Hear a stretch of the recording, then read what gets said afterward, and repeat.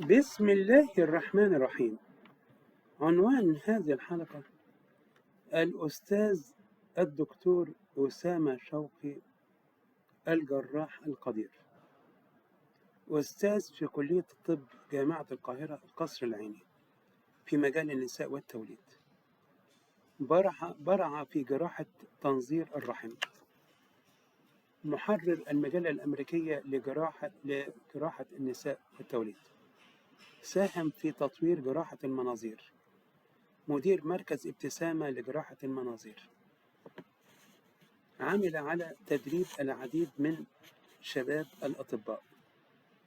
كتب على كتابه أو الفيسبوك كيف أن البعض كان يحارب أفكاره، وكيف أنه زار عشرات الدول، اشترك في مؤتمرات دولية، وتمكن من المساهمة في تكوين العديد من الأطباء، ومنهم من كان يعمل في مناطق نائية والآن صارت له مكانة دولية.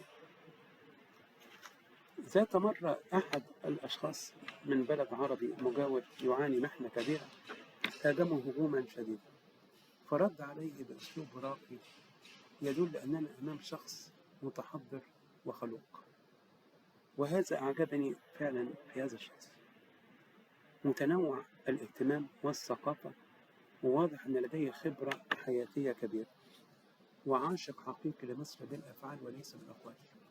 للأسف الشديد هناك من يحارب الناجحين، وكثر لدينا حزب أعداء النجاح. بدلا من أن نقول لهم أنت ممتاز، أنت خدمت بلدك، نحاربه كي يفر بعيدا. هذه مصيبة.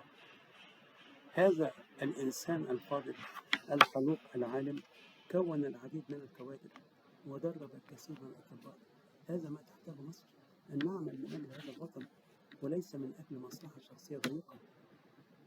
أتعجب وأتألم ممن يحارب الناجحين. أنا لم ألتقي به ولم أعرفه إلا من خلال متابعتي على كتابي الأول فيسبوك.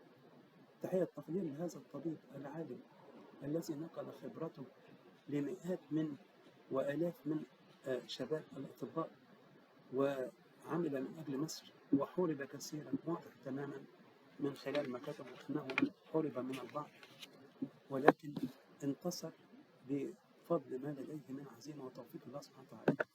مرة أخرى تحية تقدير وإجلال واحترام للأستاذ الدكتور أسامة شوقي، الأستاذ بكلية الطب بجامعة القاهرة. شكرا جزيلا.